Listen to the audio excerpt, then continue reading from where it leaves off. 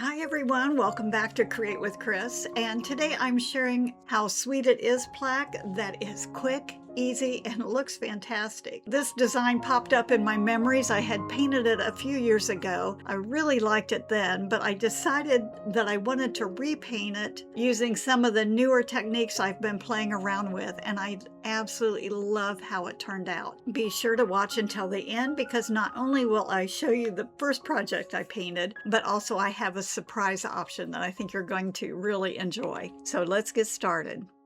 This board is 4 inches by 12, and I'm just going to give it a nice base coat with Sage Home Decor chalk paint.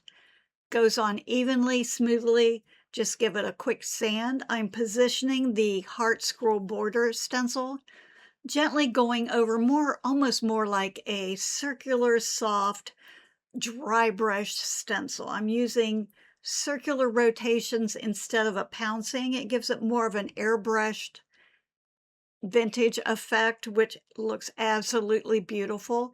And I'm repositioning it so that the stencil design is continuous. Just match it up and keep going. It looks absolutely beautiful. It's a great way to add vintage. I'm using a rather coarse sandpaper just to buff down those edges and help increase that antique look. Loading a little bit of Java, just a little bit on the bottom flat of my palette knife. Keep it exactly flat on the surface, and it creates these gorgeous, almost a chipped paint or distressed effect. Just is wonderful and easy to accomplish. If it gets a little bit too strong, I can just go back with a little bit of sandpaper to lighten some of those, and it helps increase that distress look. Using archival ink, this is ground coffee.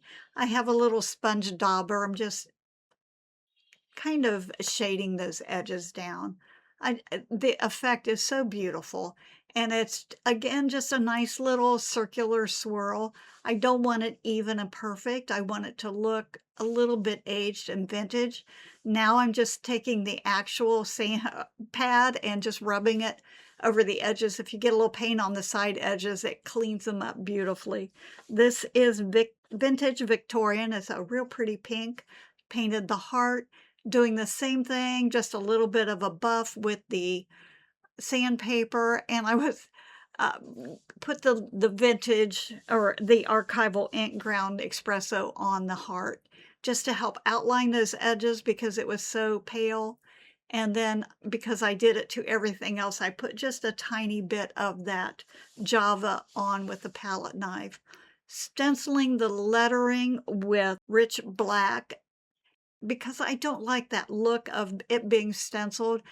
Going in with my liner and connecting all those bridges. This is really a matter of personal preference. I think it just makes it look a little more hand painted and maybe a little more impressive. And it just takes a second to connect those. I did thin the paint down just a little bit. Chalk paint's a little bit of a heavier bodied paint. Sometimes when using a liner, it's just a little bit thick and water helps to make it move faster. This is my conversation heart stencil, and I love these little sayings using that rich black. Tore a strip of muslin, and I'm just going to wrap it around the end of the plaque just to give a little background. I always burn my fingers, so I use a silicone tool to pat that hot glue down so I don't get burnt. Kind of crisscrossing the jute so that it's not one solid line. I kind of like it spread out just a little bit. Again, I'm using that tool. It saved my fingers many a time. Creating a bow with the Bodabra, I'm using a little bit of lace, some of the muslin, and just layering that on. And I wanted to keep the bow just a little bit small and delicate. I have some pink satin ribbon. I tell you, it had a mind of its own. I was going to loop it around a couple of times, but it just wouldn't behave itself. So I had to cut two separate pieces and encourage it to stay in the Bodabra so I could tie a pretty little ribbon. And I added some jute to match that I wrapped around the plaque. I have a little bit of floral wire just to tie that in place, and then I can go ahead and fluff it up and glue it on. And when I glue it on, just rearrange the tails and make sure everything's going in the right direction.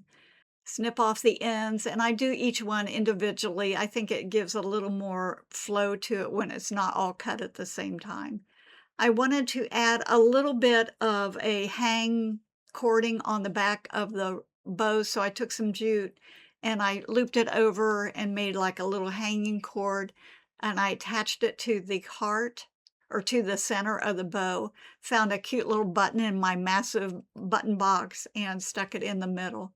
And the one little tail wouldn't stay out of the lettering, so I just put a tiny dot of glue there just to keep it in place. As I stated in the beginning, I wanted to share with you the project that I did a few years ago. I thought it turned out great. I really liked it, but you can see the difference is totally amazing. I think it just went from ordinary to wow. And now for the surprise. I just couldn't resist painting this design one more time, but this time I used soft Victorian-inspired colors for a little more elegant, romantic feel. I absolutely love how it turned out. This version is an option if you like the softer, more refined look, while the farmhouse version keeps things casual and cozy. I'd love to know which one you prefer. Let me know in the comments and tell me your favorite. Thanks so much for joining me today. I hope you enjoyed this as much as I did. I look forward to our next painting adventure together. And remember, a little bit of paint makes a big difference.